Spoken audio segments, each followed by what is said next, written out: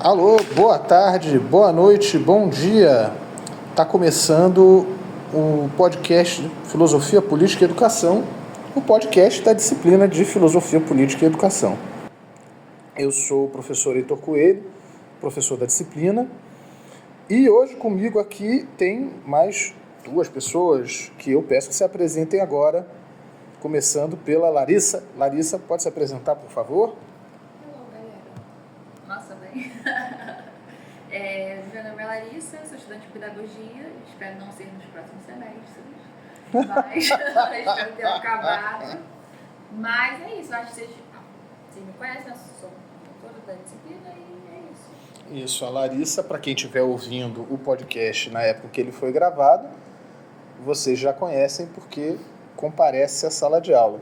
Na verdade, a Larissa está fazendo o papel de monitora, embora a bolsa dela não seja de monitoria, seja de prodocência, que na verdade o nome é um outro nome, é bolsista articulador. Articulação acadêmico profissional, que é um nome muito grande, por isso a gente esquece, então a gente chama de prodocente mesmo. E além da Larissa, hoje está aqui com a gente a Juliana. Pode se apresentar, Juliana? Bom dia, boa tarde, boa noite, para quem está ouvindo. Eu também sou aluna do curso de pedagogia e sou da Prodocência e do grupo NEPOP, que o professor Eduardo. É verdade. Então, sempre é importante, acho, pontuar que o que está tornando possível esse podcast é justamente a existência de um projeto de prodocência da disciplina, que tem a participação de mais bolsistas além da Larissa e da Juliana, que vão aparecer aqui no podcast ao longo dos episódios, e que esse projeto está vinculado ao NEPOP, o Núcleo de Ensino e Pesquisa em Filosofia Pop e Outras Epistemologias, e que tem outros projetos, enfim. Aqui a gente aproveita e faz o jabazinho, né?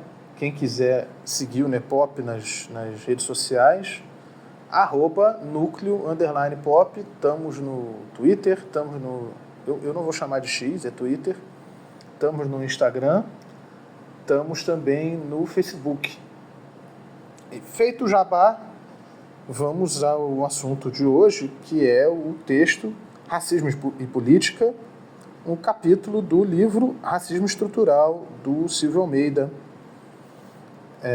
que, para surpresa de 0 pessoas, fala sobre racismo e política, e o livro fala sobre racismo estrutural.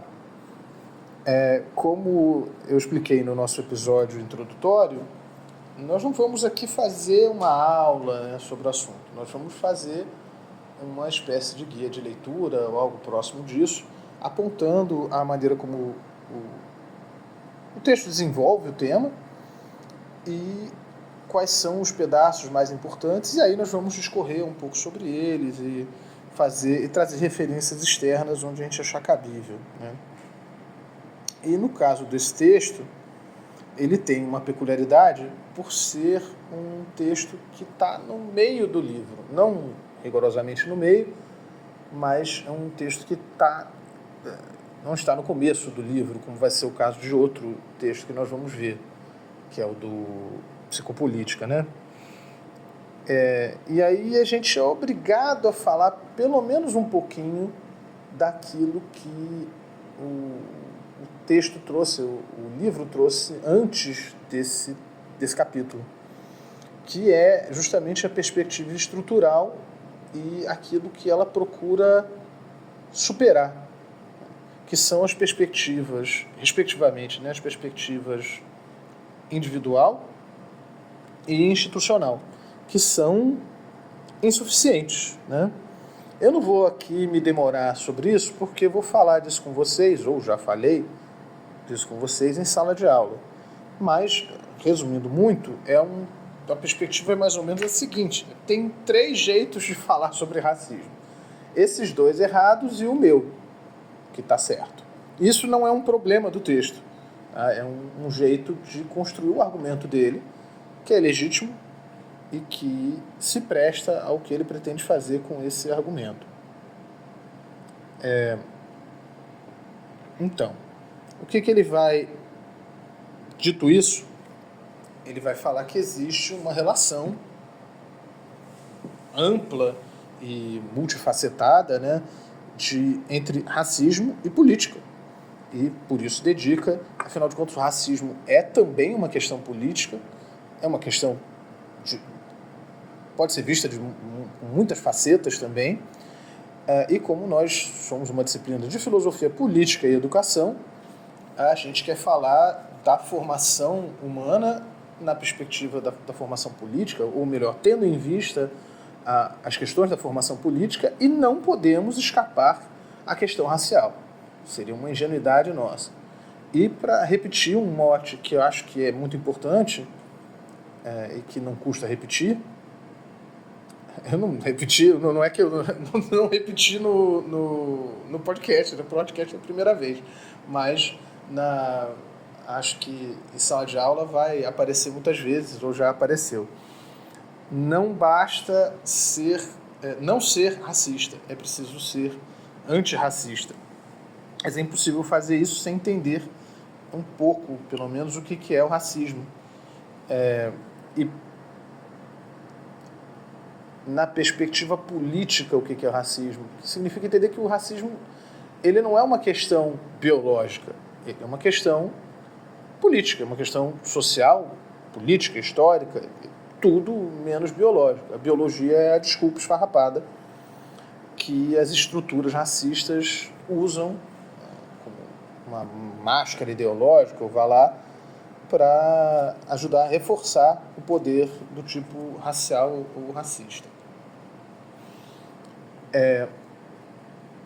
Aproveitando isso, quero já trazer destaque para uma coisa que o autor fala logo de cara nesse capítulo, que é impossível tratar de política sem falar do Estado. Essa instituição importantíssima, fundamental, que é o Estado, e principalmente no caso, falar do Estado moderno. O Estado moderno que é sempre racista, ou melhor, é sempre ou racista ou racial. Quando a gente fala de Estado moderno, aliás, a gente está falando de Estado capitalista. A gente está falando de Estado capitalista aqui. Você pode até argumentar que há Estados modernos que não são capitalistas, mas o Estado moderno nasce com o capitalismo, e essa é a perspectiva do autor, e penso que é uma perspectiva que se justifica, porque, afinal de contas, a gente quer falar do que nos toca mais proximamente, que é o Estado capitalista tal como esse em que a gente vive.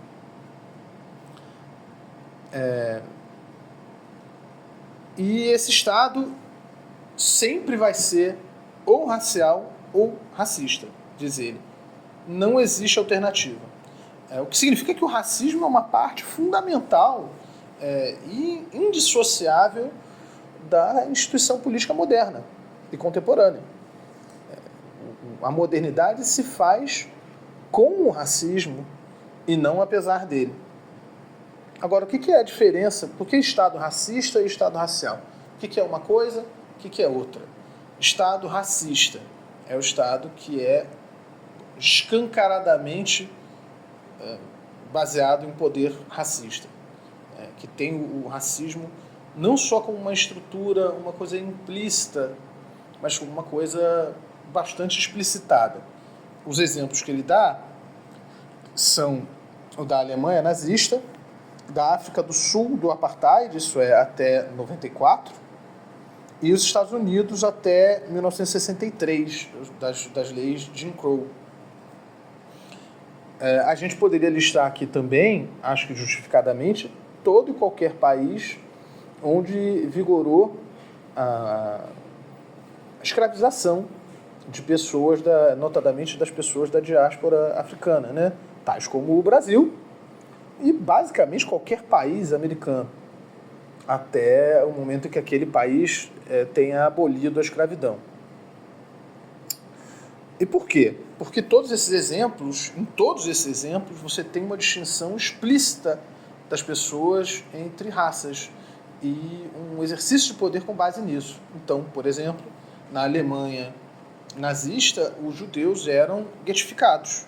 O judeu tinha que morar numa determinada parte da cidade, não podia sair, tinha que andar pela rua com uma identificação, era a Estrela de Davi, e, posteriormente, além de serem identificados, eram mandados para campos de concentração e, por fim, campos de extermínio.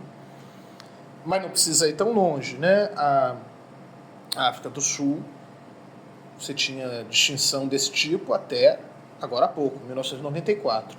E para colocar o exemplo que ele não colocou aqui, sim, os Estados Unidos tinha, né, até 63, tinha lugar que, por exemplo, o negro não podia, certos assentos do transporte público eram reservados a brancos, você tinha segregação nas escolas, diversas instituições, diversas leis que eram explicitamente, né, que o propósito das leis era segregar as populações. Tal como acontece, acho que importa dizer, dado o momento histórico que a gente está passando, é o que acontece na Palestina, né? Os palestinos que estão em Gaza sendo bombardeados, eles não saem de Gaza porque eles não podem. Não é permitido a eles saírem de Gaza. E mesmo os que moram na Cisjordânia, a circulação deles é bastante restrita pelas forças que ocupam, né, as forças israelenses que ocupam e efetivamente exercem o poder naquela região. Enquanto que num Estado racial, nada disso é dito abertamente. No Estado racial, o que é dito é, não, olha, todo mundo vive em igualdade. Tanto os negros, quanto os brancos, quanto os descendentes dos povos originários, quanto quem quer que seja, não precisa morar no gueto. Se o negro quiser, ele pode morar numa rua nobre, num bairro nobre. Ele pode morar no Leblon, numa cobertura. O negro pode morar numa cobertura do Leblon. O branco pode morar numa favela. E, no entanto, você vai ver o que acontece. O branco não mora na favela. Bom, tá, claro que tem exceções. Tem a questão da desigualdade social, né? Porque como eu, uma mulher negra, vou ter condições de morar no Leblon, né? Lá tem a questão de compra de mercado, né? Também tem essa segregação econômica, né? E além do econômico também, eu acho que uma coisa que marca muito dentro do Estado racial é que não só o dinheiro, ele permite o acesso, né? Você pode ter todo o dinheiro suficiente do mundo para morar no Leblon e ainda assim haverão políticas raciais que vão te colocar veladamente como impostor naquele lugar. Então, assim, você pode ter dinheiro suficiente para comprar uma cobertura no Leblon e ainda assim vão te confundir como funcionário, ainda assim vão te recomendar a usar o elevador De serviço, né? Então, ainda assim, vão te estranhar, falar assim, você mora aqui? Não, calma aí. Então, você pode ter todo o dinheiro suficiente para isso, por N questões, mas ainda assim você ainda não vai ser considerado digno de tal ato, né? De morar, ou de consumir, ou de estar em determinados grupos. E aí a gente pode ver muitas questões de sociedades aqui no Brasil mesmo, que são pautadas através disso. E aí a gente vê lá na PUC, por exemplo, que foi construído o metrô para que os estudantes tivessem mais acesso e foi embargada a obra porque eles não queriam que a periferia tivesse acesso àquele lugar. Então, assim, peraí, eles podem até vir aqui no dia de semana para nos servir. Eles podem até vir aqui no dia de semana para estudar, enfim, para trabalhar. Para estudar eu já não sei, hein? Para estudar acho que você já foi longe demais. Para estudar o metrô já ajudava. Mas final de semana, entendeu? Como é que isso daqui vai funcionar? O pessoal vai vir ocupar esse espaço e não lhes diz direito, sabe? Eu acho que é muito sobre isso. Sobre os ônibus nos dias de final de semana e feriado terem horários reduzidos ou não fazerem o itinerário completo, sobre o metrô não fazer o itinerário completo, ou fazer muitas baldeações no final de semana, porque é o dia que a gente tecnicamente teria acesso ao lazer. Então, quais são os locais que são reservados para o nosso lazer, diante de uma população pobre, enfim, né, de negros. Então, assim, a gente pode ter dinheiro, a gente tem livre acesso, né? A liberdade de expressão, de ir e vir, está garantida na Constituição, Mas, cotidianamente, a gente vê que não é isso que é pregado, né?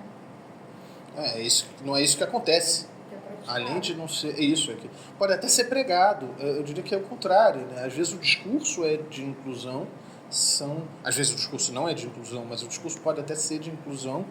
E, no entanto, a inclusão não acontece, continua acontecendo uma exclusão que não atende pelo nome. Ela não diz que ela é excludente, mas ela exclui. É isso. Você vai ver, a Blitz é na boca do Rebouças, ela não é na entrada do Rebouças para quem vai para a Zona Sul, da Zona Norte para a Zona Sul, por exemplo, não é a única, mas não o contrário. E aí já está pautada uma coisa que vai aparecer mais adiante e que não custa antecipar, que é essa ideia que o Silvio Almeida defende, que você não consegue entender as questões de raça sem entender as questões de classe e vice-versa, que não é uma postura simples, né? Mas eu quero falar do texto hoje, né, depois dessa introdução. Nós vamos ver um pouquinho mais do que a metade desse capítulo, né? O capítulo tem as seguintes sessões. Ele tem uma sessão que não tem título, né? Que ocupa aí esse comecinho, é onde ele apresenta essa distinção entre Estado racista e racial, onde ele lembra da perspectiva dele, que é uma perspectiva estrutural. Depois, ele tem uma sessão intitulada Mais o que é o Estado, uma sessão bem curta. Ou melhor, desculpa, não é uma sessão tão curta, mentira. Porque em seguida ela se divide em outras. Estado e racismo nas teorias liberais, Estado, poder e capitalismo. Depois vem um outro assunto com a sessão racinação. A sessão seguinte, representatividade importa? Uma pergunta, né? Por fim, da biopolítica à necropolítica e racismo e necropolítica. Bastante, né? Tem muitas subdivisões. Hoje nós vamos até racinação. Então vamos falar principalmente do que é Estado. Estado e racismo nas teorias liberais, Estado, poder e capitalismo, racinação, que tem a ver com Estado também, e a questão da representatividade, assim como a questão da biopolítica e da necropolítica, fica para o nosso próximo capítulo. É impossível a gente falar, como eu disse já, né, de política sem falar de Estado, é impossível falar de Estado contemporâneo sem falar do que é capitalismo e sem falar do que distingue o Estado capitalista. Sem querer me demorar nisso, até porque em sala nós vamos ver isso com bastante atenção, muito mais atenção do que a gente vai se propor a dar aqui, mas isso tem muito a ver com a concepção liberal, né? O Estado capitalista, tal como ele se consolidou a ponto de virar uma regra geral no mundo, ele está muito vinculado a essa perspectiva liberal que se confunde com a perspectiva individualista e que vai botar o racismo na conta dos indivíduos, né? Vai ver a conduta racista como um problema daquela pessoa que é racista, que, portanto, é irracional, que ela não é razoável. E a solução para o racismo é simplesmente você aplicar a lei. A lei não é igualitária. Estou falando aqui, claro, de um Estado racial e não do Estado racista. Mas no Estado racial, a lei não é igualitária? Então, pronto, basta aplicar a lei. Aplique-se a lei. Eduquem-se as pessoas de uma maneira racional e razoável e elas vão perceber, vão se conscientizar e vão perceber que o racismo é uma besteira, que as pessoas não têm essa diferença. E é uma perspectiva que acho que a gente pode dizer que o Silvio Almeida considera mais do que incompleta. Ela é ou ingênua ou mesmo desonesta. Porque se fosse fácil assim, já tinha acabado. Por essa concepção, o Estado, por sinal, não teria lado.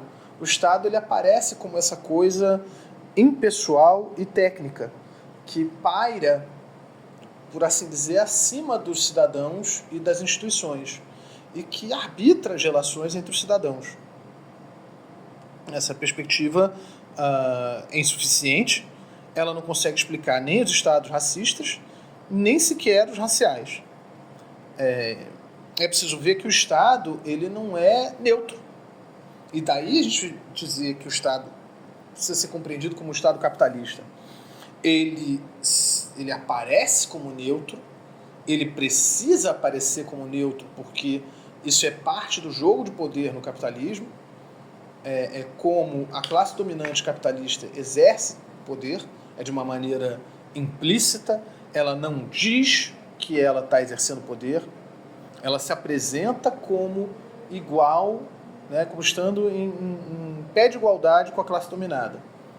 O burguês, proprietário dos meios de produção, patrão, ele não diz eu sou superior a você e por isso eu governo você. Não. Eu não governo ninguém, diz ele. Quem governa é o governo, é o Estado. Eu sou um cidadão como você, e o Estado governa nós dois. E, no entanto, a própria condição na qual burguês e despossuído, né, o trabalhador, se encontram, ela só pode persistir com a atuação, não é só a anuência, né, mas com a atuação do Estado. É o Estado que garante que uma determinada classe vai ser proprietária dos meios de produção e outra não. É que uma minoria de pessoas vai ser proprietária dos meios de produção e outra não. É o Estado que garante que essa propriedade vai ser protegida. É por isso que quando tinha, né, hoje em dia isso não vê isso acontecer mais, enfim. Mas quando tem a ocupação de uma fábrica pelos trabalhadores, que acontece? O dono da fábrica chama a polícia para expulsar aquela galera lá como assim? Eles estão ocupando a minha fábrica.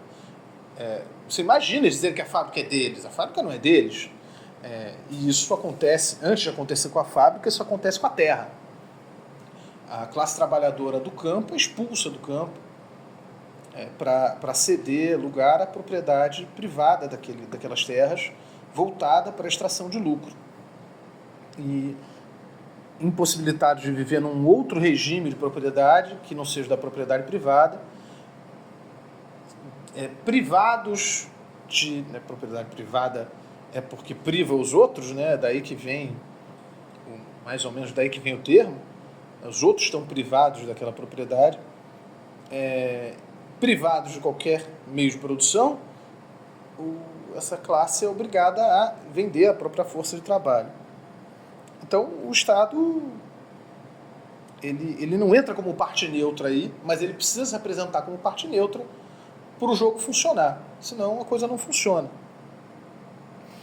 E essa atuação dele faz com que os antagonismos de classe, existe um antagonismo que é de classe, ele não é um antagonismo entre indivíduos, entre uma classe inteira, entre grupos de pessoas, mas ele não aparece na medida que o Estado atua da maneira que atua, ele tende a reduzir ou transformar os conflitos de classe em conflitos individuais.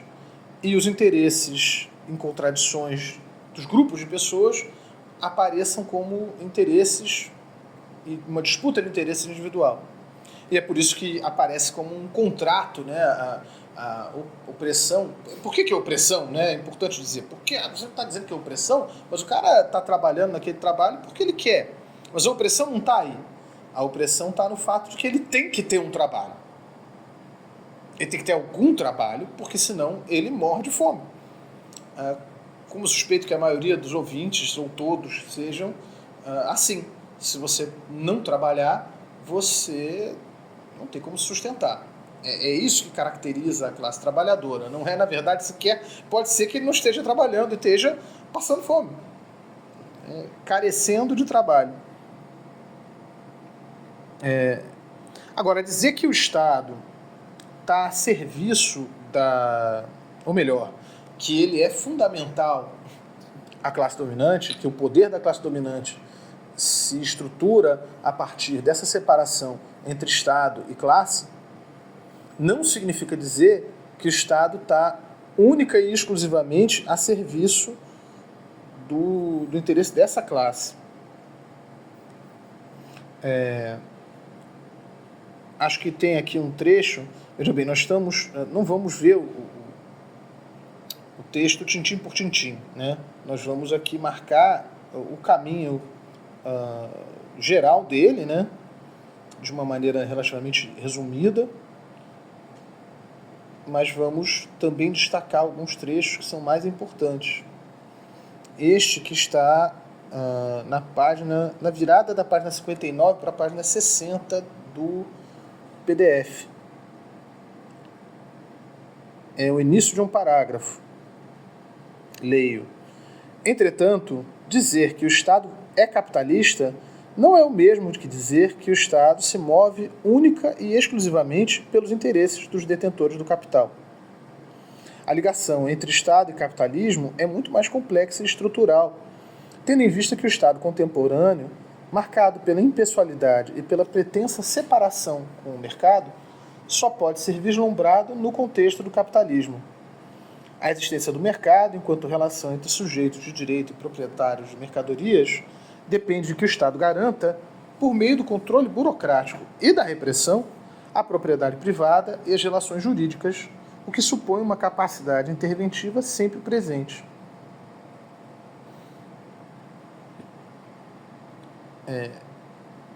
Mas o Estado, se o Estado se movesse apenas pelos interesses da classe dominante, isso teria significado que nenhuma das vitórias das classes oprimidas teria dado resultado algum. E, no entanto, não é isso que acontece, né? Nessa mesma página 60, o autor expõe que o sistema, né, se mantém por uma combinação de violência e consenso. A violência sozinha não faz nada. É preciso que aquela violência seja aceita, que ela seja legítima, seja entendida como legítima. Mas, para obter esse consenso, por vezes é preciso ceder. Então, o Estado ele não é só um lugar de uma opressão sistemática, etc. Ele é um lugar de disputa, em que os conflitos, não de uma maneira neutra, ele não está aí como parte neutra nessa disputa, mas ele está como um lugar em que se disputa pelo poder e que, por vezes, as classes dominantes têm importantes vitórias, até porque, para conseguir manter esse consenso, por vezes a classe dominante precisa ceder. E aí quem vai ceder explicitamente não é necessariamente ela, é muitas vezes o Estado, que vai, por exemplo, fazer leis trabalhistas que vão botar um teto de, digamos, num primeiro momento, 12 horas diárias de trabalho, 10, depois 8, aí agora 12 de novo, porque é isso que está acontecendo, né, com a nova lei dos aplicativos aí. Eu sempre lembro aquele mote, eu não lembro qual tirinha que eu tirei isso, mas é algo na linha do o fulano, se computadores fazem tudo por nós, por que a gente precisa trabalhar tanto? E aí o cara retruca, porque a tecnologia do século XXI, mas a ideologia do século XIX. E, nossa, a gente vai falar bastante disso, né? Dessa contradição. É uma contradição aparente, né? Uma contradição aparente. O próprio lucro, né? Ele precisa do trabalho não pago. E a máquina não tem trabalho não pago. Então, assim, a máquina ela adianta aquilo que pode adiantar, mas, em suma, o trabalho humano ele sempre precisa assumir uma parte na linha da acumulação capitalista, senão não há trabalho não pago. Não há lucro. Se não tem uma parte do trabalho que é super explorado em prol de uma pessoa que não está fazendo nada para aquele trabalho, então um patrão que não está exercendo a mão de obra, exercendo, enfim, o capital humano de uma forma geral, né? Ele precisa desse não pago. E a máquina não entrega isso. O nomezinho famoso, né, que vem imediatamente é mais-valia. Bom, eu quero fazer um disclaimer aqui que em sala de aula eu faço frequentemente.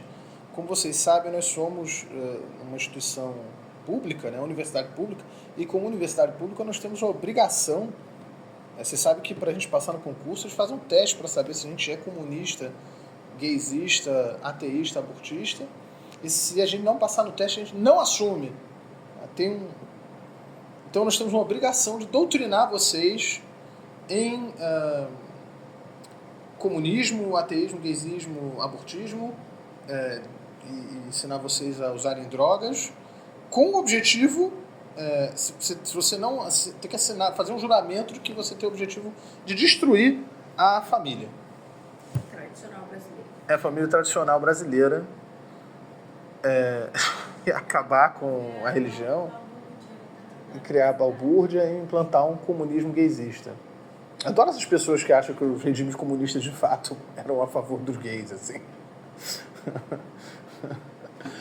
Bom, e aí aqui nós deixando claro, né, e já trazendo as coisas de fora do texto, tem uma base marxista fortíssima nisso que nós estamos dizendo, que é o que o texto diz. Uma base mais explicitamente no Marx, que é uma das bases da teoria sociológica a partir do século XIX, tá? Não é só ele que leva isso a sério, não são só os marxistas que levam isso a sério. Perceba essa divisão entre quem precisa trabalhar e quem pode trabalhar e frequentemente não trabalha, ela existe de fato. Não é só porque o Marx apontou o dedo e falou que ela existia, que ela existe. Ela existe porque ela existe. Você, muito provavelmente, precisa trabalhar. E outras pessoas não precisam. Elas podem não trabalhar. E, curiosamente, essas pessoas que não precisam trabalhar são as que, muitas vezes, as que mais enchem a boca para chamar os outros de vagabundo. Então, existe uma disputa ideológica aí de verdade. Eu estava falando alguma coisa na linha do que você disse, Larissa, e aí me escapuliu. Na gravação do podcast isso também acontece. É a Covid longa. Meu Deus. Bom, qual foi a última coisa que você falou? Vai, me ajuda. Mais-valia. Que também atende pelo nome de mais-valor na tradução. Não era isso não, mas isso importa. Se você estiver lendo uma versão mais recente do trabalho, eles optaram por traduzir por mais-valor. Sim. Quando alguém fala isso, essa aparente contradição entre o aumento da produtividade devido a uma melhora na tecnologia, né, o progresso da tecnologia e das técnicas produtivas, aponta que é uma contradição entre isso aumentar e a carga de trabalho também, a gente poderia dizer, não, então é porque você não entendeu. É para isso que as máquinas servem. Né? É para isso que a tecnologia serve no capitalismo. Ela não serve para melhorar a sua condição de vida. Ela serve para melhorar a capacidade do patrão fazer mais dinheiro. E dominar mais o trabalhador. É para isso que serve. Mas a gente vai... Se ele libera a mão de obra menos qualificada para as máquinas, né? Que no caso seria aquela mão de obra mais repetitiva, que é pobre em subjetividade, que é pobre em iniciativa, né?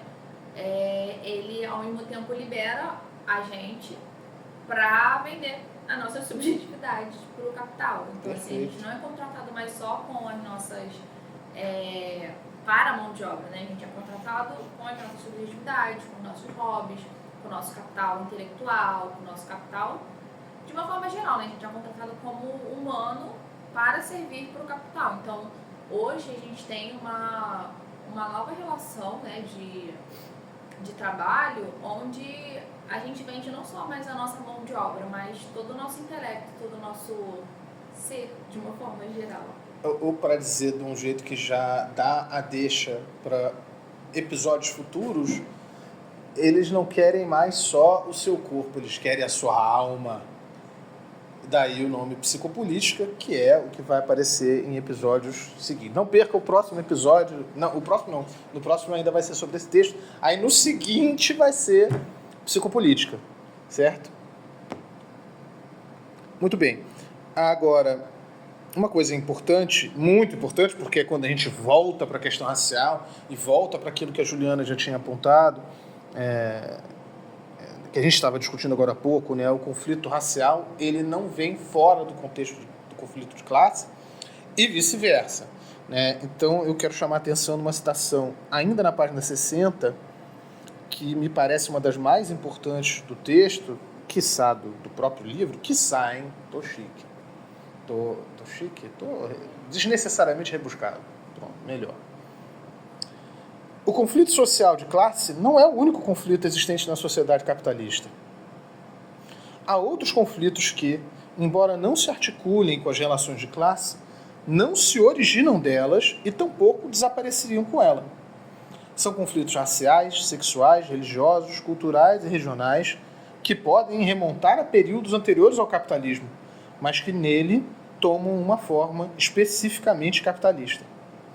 Portanto, entender a dinâmica dos conflitos raciais e sexuais é absolutamente essencial à compreensão do capitalismo, visto que a dominação de classe se realiza nas mais variadas formas de opressão racial e sexual. A dominação de classe ela não se dá em abstrato, ela não se dá no vazio, ela se dá numa sociedade que já carregava esses outros conflitos. Então, ela se realiza por esses conflitos e esses conflitos passam a se realizar também por meio delas. É só a gente ver como os recortes de classe, de raça no Brasil, eles praticamente coincidem.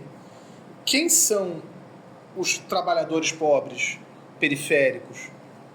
Não são os brancos, resumindo bastante.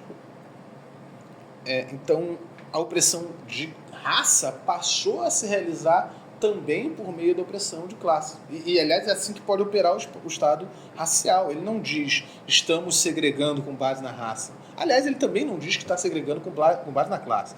Ele diz que não está segregando com base em nada, que todo mundo tem direito de ir e vir. E você... Basta ter o dinheiro. Todo mundo tem direito a uma vida digna, basta ter dinheiro.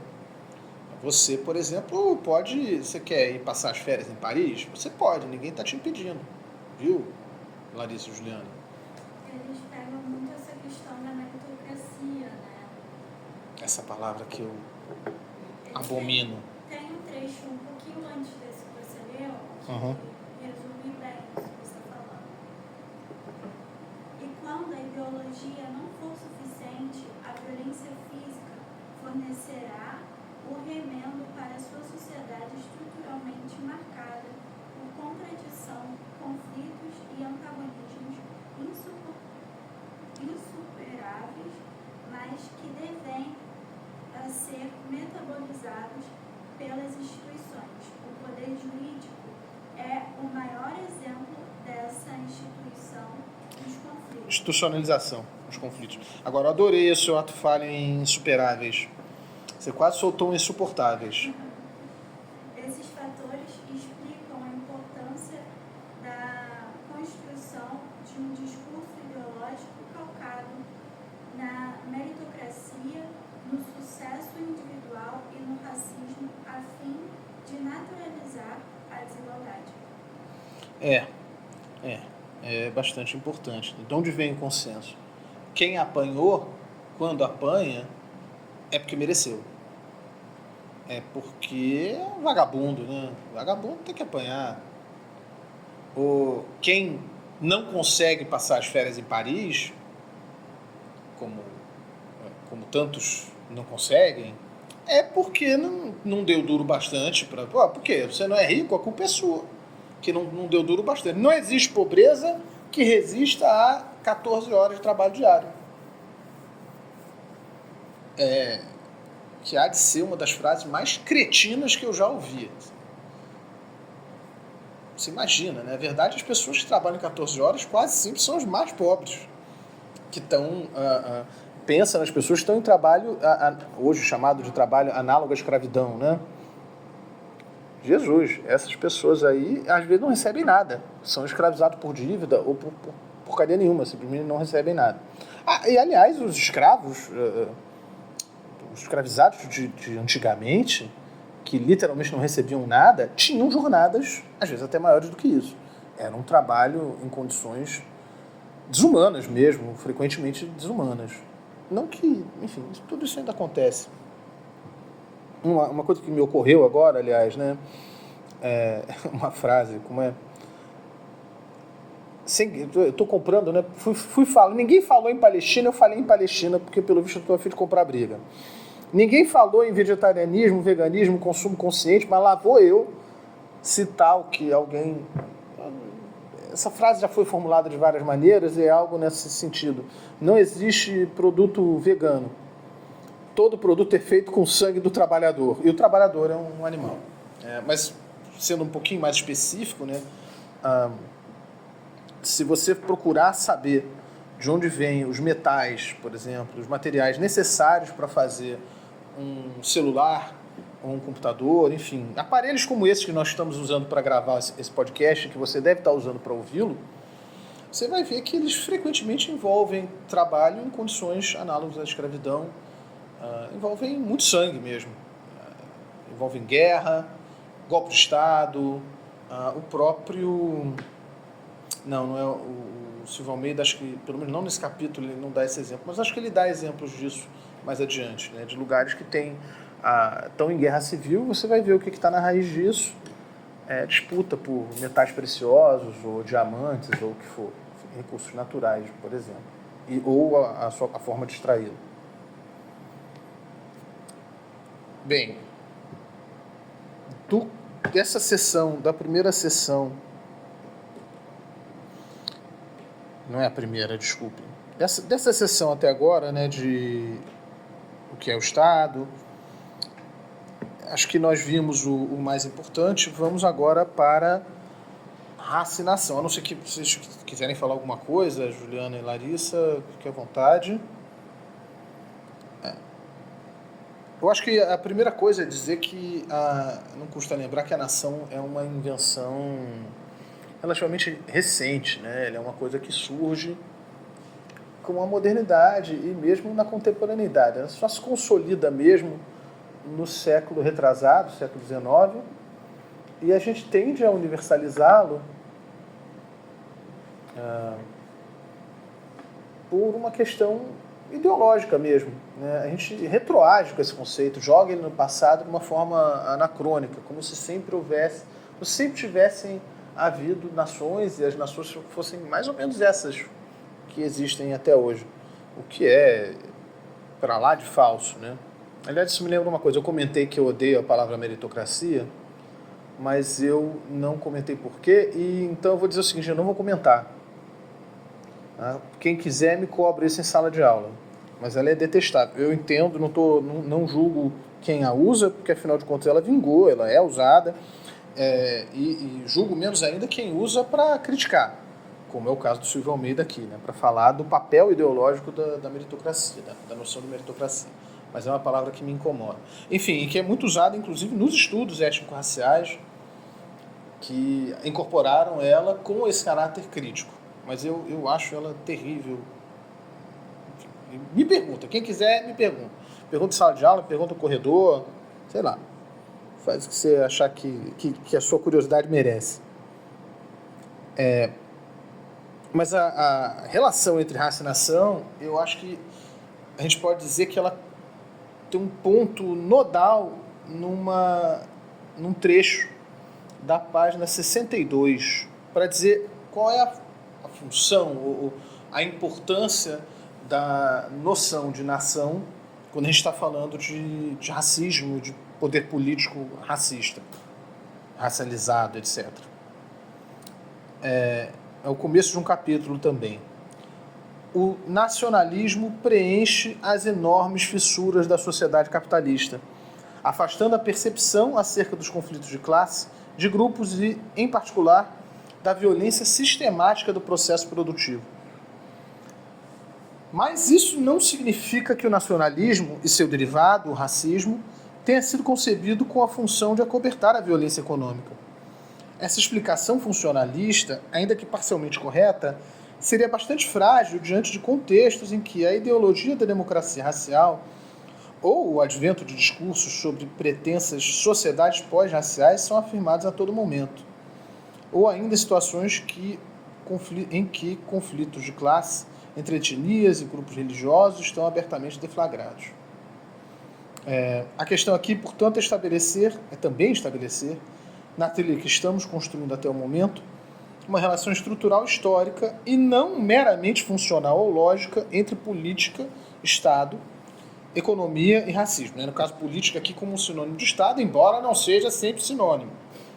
Convém marcar isso. Então tem duas coisas aí, as duas coisas são muito importantes. Uma é uma questão mais geral, que é a segunda coisa. A primeira é sobre essa função, esse papel do nacionalismo. É possível que você já tenha ouvido alguém dizer: não, nós somos todos brasileiros e vivemos em harmonia. Quem fica querendo botar ricos contra pobres, negros contra brancos, são esses... inserir coisa aqui... Bom, esses comunistas, ateístas, gaysistas, eles é que dividem a sociedade. Acho que isso é um exemplo muito claro de alguém que, tomado por essa criação do espírito nacional e tal,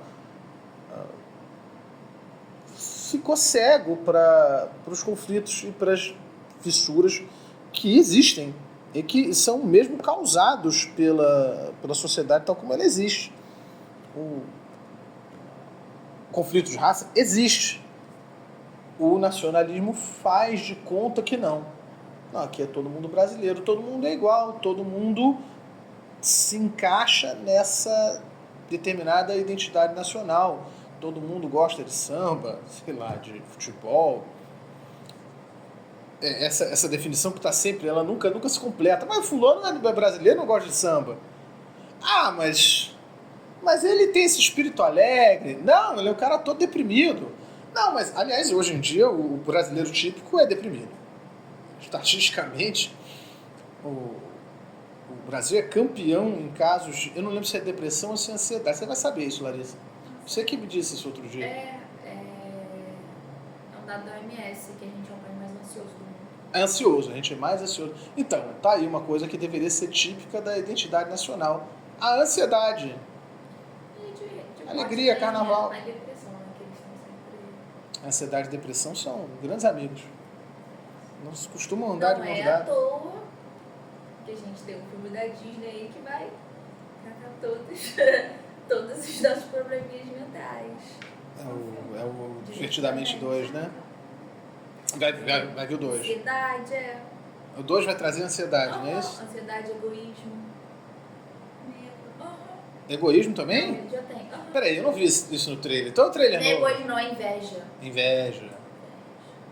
Agora uma pergunta. Essa questão do nacionalismo, então, a gente pode entrar com o mesmo termo que eles usam de o racismo não existe. Bom, acho que sim. Não tem racismo. Porque, na verdade, não tem raças. E veja, no sentido biológico não tem raça mesmo. Mas não tem raça, nós somos todos iguais. E a legislação e o sistema já nos tratam, as instituições já nos tratam igualmente.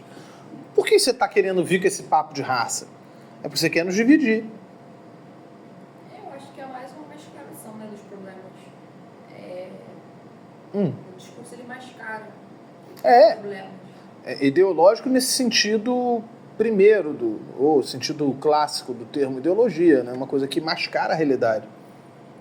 Você faz de conta e consegue fazer todo mundo fazer de conta que não existe racismo, e aí o racismo, até certo ponto, ele deixa de existir.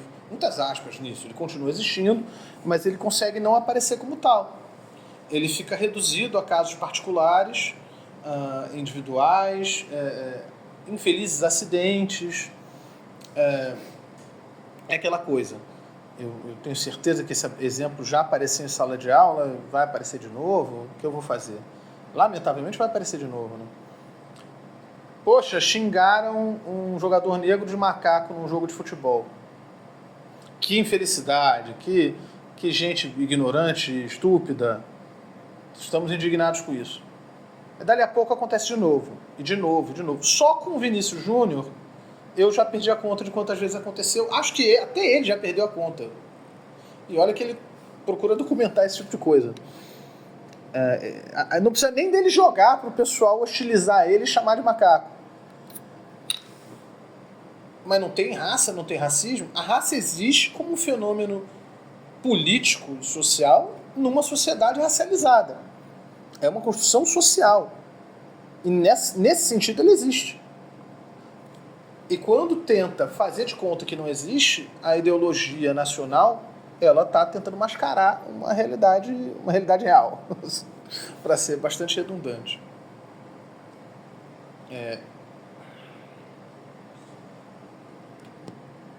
Eu sigo, porque aqui tem, ainda na página 62, tem uma das citações que me parecem mais importantes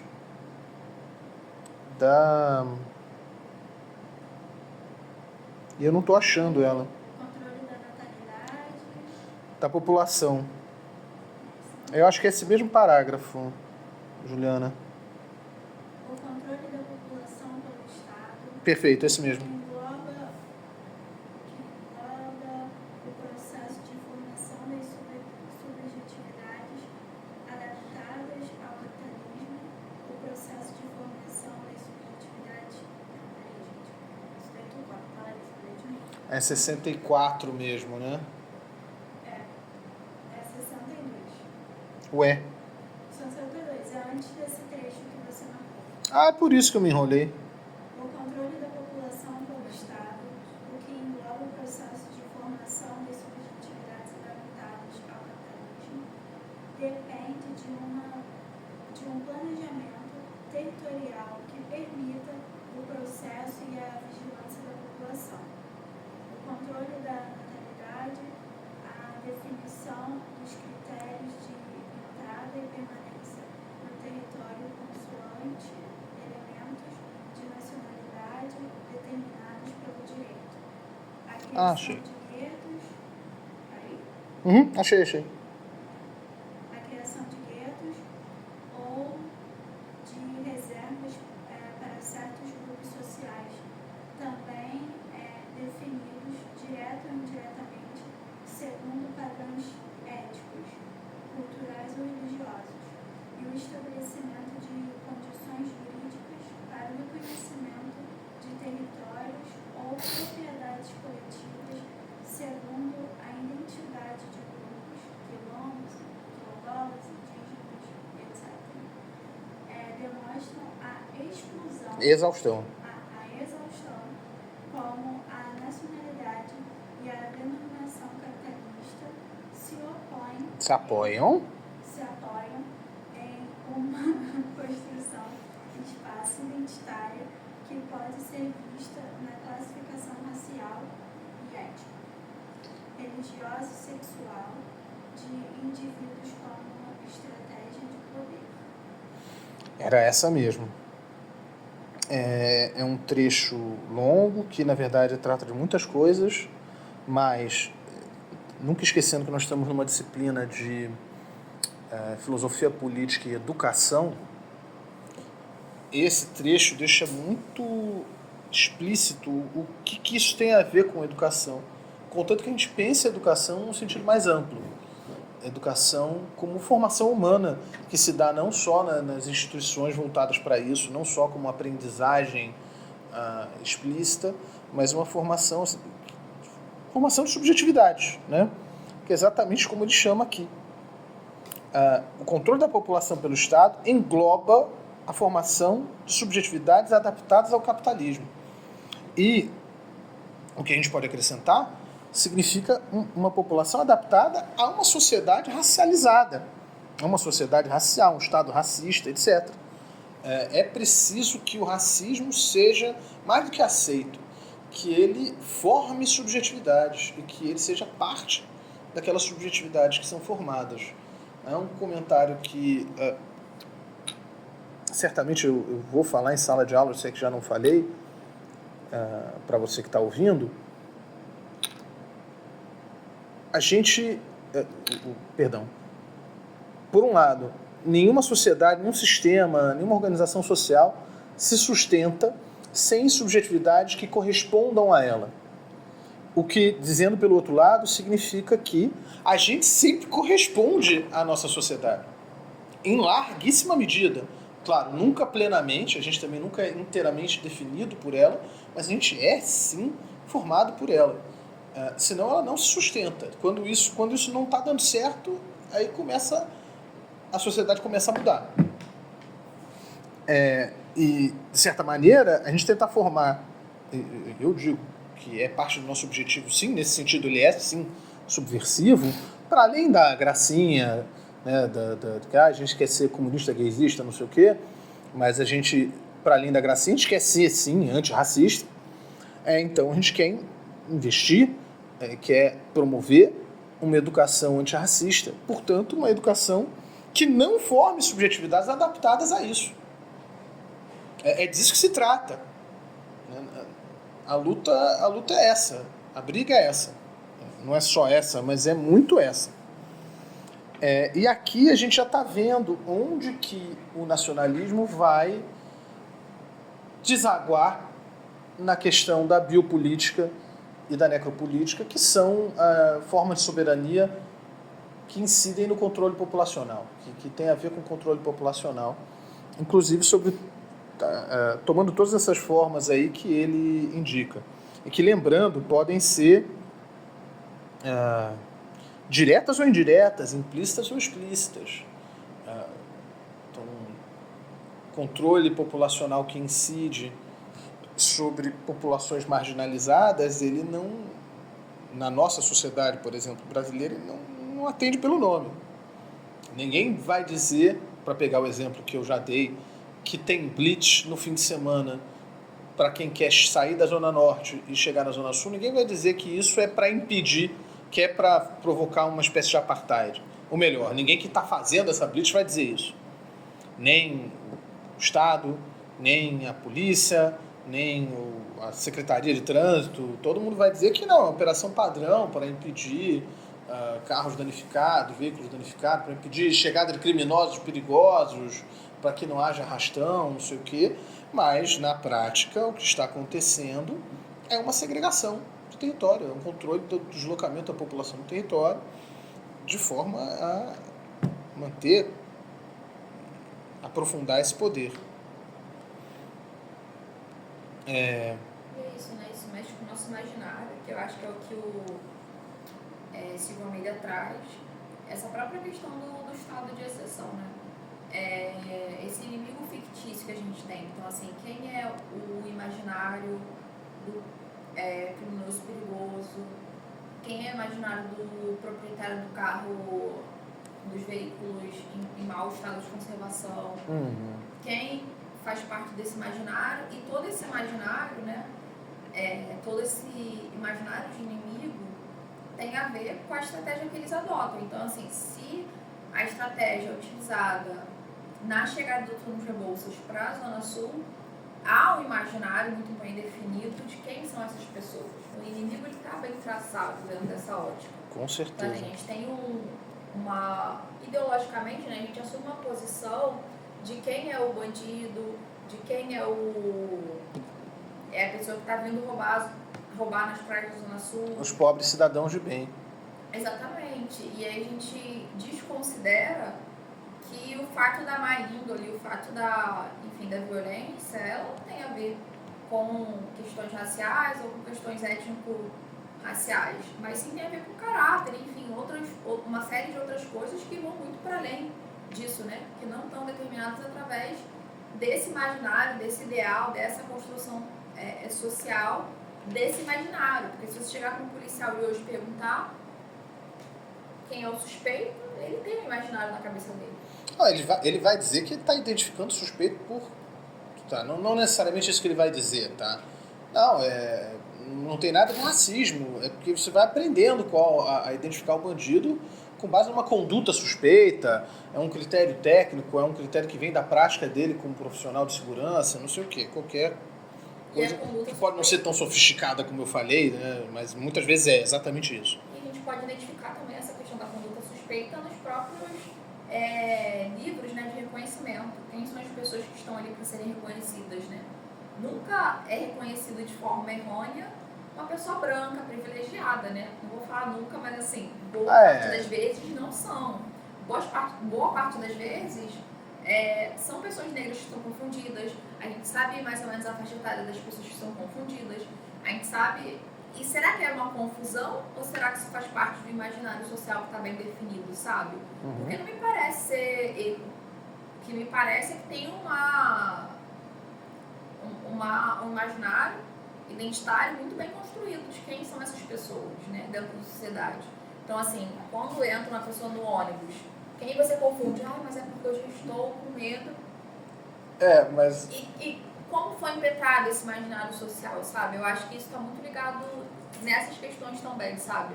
É como você é reconhecido, porque é isso, a gente tem que estar sempre provando que a gente faz parte, que a gente merece estar ali.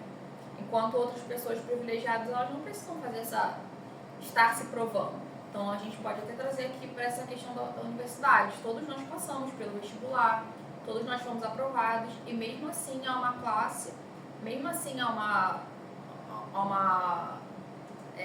um identitário de alunos que precisam estar se reafirmando que são merecedores. E a gente vê quando foi revista a política de cotas dentro da UERJ. Foi necessário se provar que os alunos cotistas têm um rendimento maior, né, e têm um índice de conclusão de curso maior. Sabe, para que foi necessário provar isso? Mais uma vez, tendo que reafirmar a capacidade dessas pessoas de estarem na universidade, de usufruírem de um bem público que deve ser gratuito para todos. E quando a gente vê, não é isso que estava sendo dialogado, sabe? Não estava sendo dialogado o poder e o acesso da classe, das elites, né, do Rio, ao acesso ao UERJ. Não, muito pelo contrário, estava se revisando se essa política de cotas realmente teve um benefício, quais foram os benefícios, se as pessoas não estavam usando, e sabe, uma série de debates muito infundados, e volta para aquela questão biologizante da raça. Será que tem, sabe, sempre está muito voltado nisso, esse imaginário, quem são essas pessoas, será que são merecedores, e o tempo inteiro, sabe, eu acho que as pessoas têm que se reafirmar, porque o tempo inteiro elas são descredibilizadas, seja pela questão racial, seja pela questão social, e aí eu acho que é muito por isso que anda a raça com as questões de classe juntas, porque vão sendo somatórios, né? Um bingo, é um bingo de preconceito que você pode sofrer. Então, assim, se você acumula muitos números no bingo, muito provavelmente você vai ser muito mais confundido com uma pessoa perigosa pelas ruas. É verdade. É a questão de gênero também, né? Questões de gênero. Ele fala gêneros e... qual foi outra? Questão geográfica. Tem muito... Isso me lembrou... Tem inúmeras anedotas. Anedota não no sentido de ser piada, de ser inventado, tá? Esse é um episódio que aconteceu de fato. Como aquele... Eu não lembro onde que aconteceu. Foi um professor de história que estava correndo no bairro onde ele morava, estava dando uma volta pelo quarteirão correndo para fazer exercício, e foi confundido com um assaltante que tinha acabado de assaltar alguém. A polícia foi lá, parou o cara, e eu acho que foi ele mesmo que contou isso numa rede social, e já estava enquadrando ele, e falou, você roubou sim, roubou aquela pessoa ali, e ele convenceu, falou, não, eu não estou fazendo nada disso, eu sou professor de história. Tu é professor de história? Dá uma aula de história então. E o cara improvisou uma mini aula de Revolução Francesa. Vê com quem que isso vai acontecer. Isso não vai acontecer com qualquer um. Tem uma questão, né? A raça existe, você pode não acreditar na raça, mas a raça acredita em você. Que nem o que acontece as operações na favela, né? Geralmente é dentro da favela, mas você nunca vai ver um policial entrando na casa de alguém lá em Ipanema, Leblon. Eu lembro também numa coisa, por exemplo, que houve lá em Alphaville. Lá em Alphaville, não. E o helicóptero do Zezé Perrella com 0,5 tonelada de cocaína. Ficou por isso mesmo. Ninguém levou, ninguém bateu nele, ninguém... Não aconteceu dele entrar em conflito com os polícia e os policiais no meio do conflito matarem ele com um tiro nas costas, que é típico de conflito. Sempre vai ser o suspeito, né? Nunca vai ser o bandido, né? Não, aí no jornal é um suspeito. Empresário é preso por estar com meia tonelada de cocaína no helicóptero. Mas quando são 20 gramas na periferia, era um bandido. É o que o Silvio Almeida vai falar mais pra frente da questão dos corpos que podem viver e os Corpos que podem morrer. Exatamente. Larissa, você ia falar alguma coisa? Não, eu ia falar exatamente nessa questão das drogas. A gente também pode ver muito mais estampado, né? Na questão da... Eu acho que muito da legalização, principalmente da maconha, tem muito a ver sobre isso, né? É sobre o imaginário, é sobre um determinado tipo de população que é criminalizado e outro que recebe a delivery em casa, sabe? Meu Deus. É engraçado porque é verdade. Mas porque tem um tipo de pessoa que quando é preso é traficante. Em outro tipo, quando é preso é só usuário, não importa a quantidade que ele tenha. O que ele vai pagar no máximo é serviço comunitário, sabe? Essa pessoa não vai ser presa. O caso do acidente, cara. O cara de Porsche... acidente do Porsche. Não foi nem conduzido à delegacia. Porque ele fugiu, né? Porque ele fugiu no primeiro momento. Ele fugiu, mas tinha um policial lá. Sim. Minha mãe falou que ele ia levar ele ao hospital. Aonde? Foi isso. A mãe enganou, né?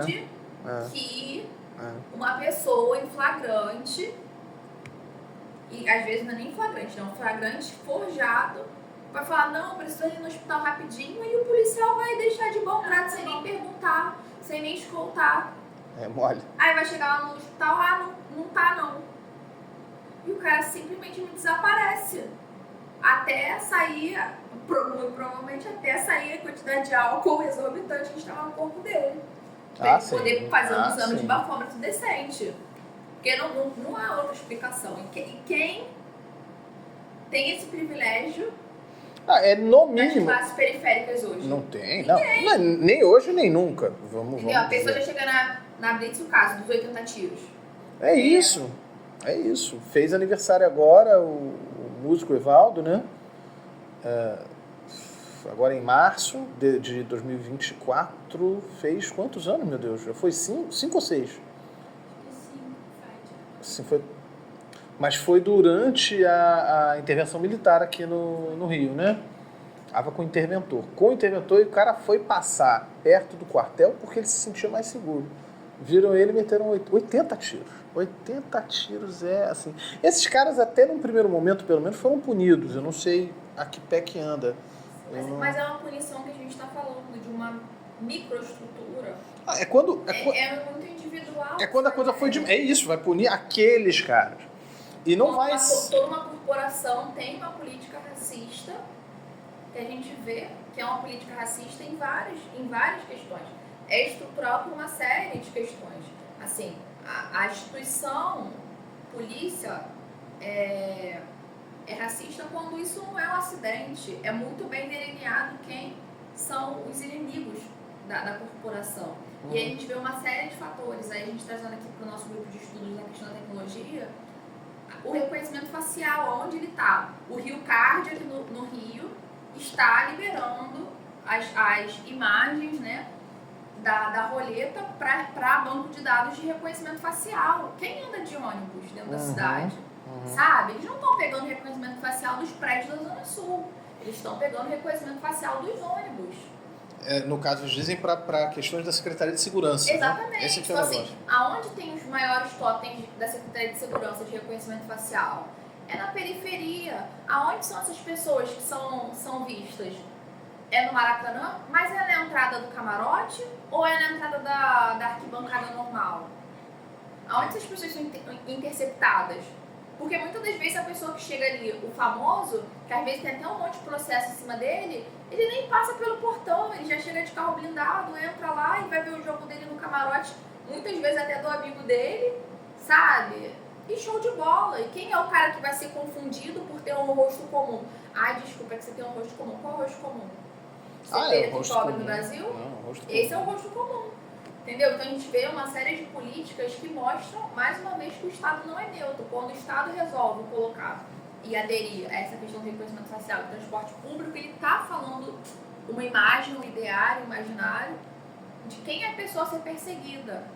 Quando ele fala sobre os acessos no final de semana à praia ou a dificuldade de transporte para esses locais, ele está falando quem pode ter acesso à cultura e ao lazer ali naquele lugar. Quando a programação do Teatro Municipal a preço popular é uma segunda-feira à tarde, ele está falando quem tem acesso àquela cultura. Com certeza. Quem tem tempo livre segunda-feira à O próprio, tarde. assim, o preço da passagem, que é um absurdo, né? O que é a passagem de trem nessa cidade? Meu Deus do céu. Um serviço sucateado. É um serviço sucateado. E quem é que anda de trem, né? Onde é que chega o trem? Uma coisa que eu nunca esqueci que eu ouvi de um motorista de aplicativo, ele falou, não, a Zona Sul, existe a Zona Sul e existe a Zona Sul em Espírito. A Zona Sul em Espírito coincide mais ou menos com os lugares em que tem bicicleta do Itaú, Bike Rio, que é Zona Sul, Tijuca, e aí a coisa é Barra, na Orla, né? E aí tem 3 pontos em Madureira. O João Castro também tem ciclovia dentro dessa cidade, tipo assim, A própria isso tudo ciclovia hoje também. tendo uma outra perspectiva, né? Enfim, saindo daqui do Rio, a gente vê muito essa questão que a necessidade de uma ciclovia bem estruturada também quer dizer as pessoas que têm acesso a qualidade de vida, né? Você poder chegar perto do trabalho. Então, subentende-se que as pessoas da Zona Norte não vão de bicicleta porque elas não trabalham ali perto. Porque elas não moram perto do trabalho. E aí você vê, tipo, uma série de outros fatores, tipo, onde tem o próprio teatro, que eu citei, quais são as regiões que tem, os programas culturais, quando passa na Globo lá, programação cultural do final de semana, as questões todas da Zona Norte, da Zona Oeste, da periferia de uma forma geral, todas são programações culturais que são realizadas não por incentivo do Estado, mas sim por uma questão, uma roda de samba, uma cultura popular mesmo, movimentada pelo próprio povo, e não por um incentivo. Vai ter... Eventualmente pode ter. É o que você falou, são todas, não quer dizer literalmente todas. Sim, porque mas aí... é muito pouco, a gente não vê incentivo, a gente não vê a questão do chamado para ocupar a cidade como de uma forma geral. A cidade do Rio de Janeiro é muito hostil, é uma cidade que tem as suas determinações e tem muito bem delimitado quais são as partes que a gente tem que ter acesso e quais as horas que a gente tem que ter acesso. Porque se você está num lugar onde você não tem que ter acesso naquela hora, você vai ser hostilizado.